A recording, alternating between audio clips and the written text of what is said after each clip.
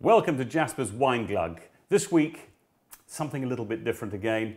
I want to do it in two parts. We've got an offer, but first of all I want to show you how to decant a bottle of red wine.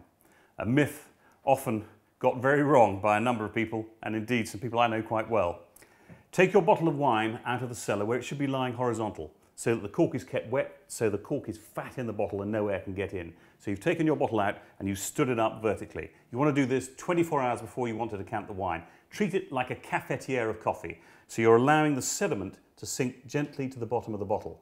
The sediment in there, of course, there might be some big bits. If the wine's very old, there'll be more sediment. As the wine rots down, you get more sediment, obviously. In a bottle of vintage port, you get big chunks of sediment.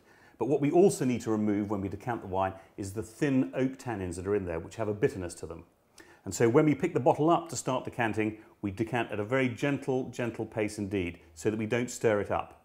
Now, we would normally use a candle, but frankly, with cameras and things, a candle just isn't strong enough. And what we need is something with a bit more power. So I've got my 2 million candle lamp here. Taking the bottle very carefully, over the top of the torch or the candle, you can look down at the light and you can see clear juice. And what we want as we decant is just to see that clear juice. We take the decanter, you can use any vessel, you can have a decanter, use a jug, it doesn't really matter. And then gently we start to pour. We don't want to stir it backwards and forwards, simple pour, very gentle, let those bubbles go away, and there we go, clear juice running. You can now see the sediment coming down, and as it gets to there, we just turn that away. Perfect. And there we are. Let's just turn off. Oh, get that in your eye, you know about it. Pop that away there. Now, this wine, Chateau Bertineau St Vincent, Lalande de Pomerol 2005. 2005, sensational vintage in Bordeaux. Perhaps as good as 1982, we wait to find out, but all the pundits think it's going to be absolutely incredible. Lalande de Pomerol. Lalande de Pomerol is a little village that just sits outside the boundaries of the village of Pomerol, which in turn sits outside the boundaries of Saint-Emilion, which in turn sits on the right bank of the river in Bordeaux.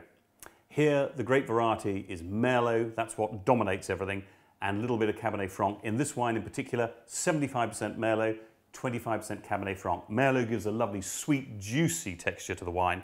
Cabernet Franc, also famous from the Loire Valley, makes the red wines up there, has very often a little bit of what we call green pepper, freshly cut green pepper on the nose. Put them together and you get this lovely combination of sweet Bordeaux. One of the great assets of Pomerol and Lalande de Pomerol is the texture, and the texture here is silk, silky, silky, silky. So we pour a little bit in here, lovely colour. We'll give that a bit of a whirl around.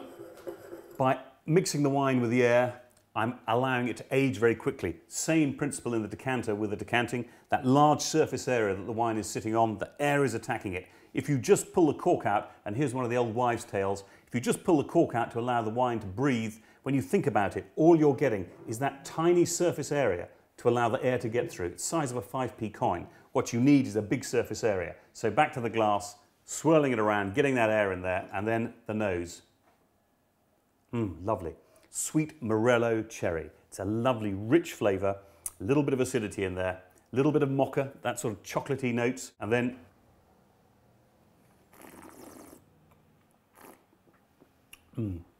lovely, rich, thick Bordeaux. But it's still got this wrap of vanilla around it. It's got this youthfulness. This is lovely, but you really don't want to drink this now. You want to put it in your cellar and forget about it for 2 to 3 years at the minimum. £245 a case under bond, £305 a case, all tax paid, in your cellar. And I promise you, in 3 to 5 years, perfect. In a decade, even better. Sensational. Chateau Bertineau St Vincent, 2005, made by the legendary winemaker in Bordeaux, Michel Rolland. Thanks very much. Hope you enjoyed the demonstration, and get decanting.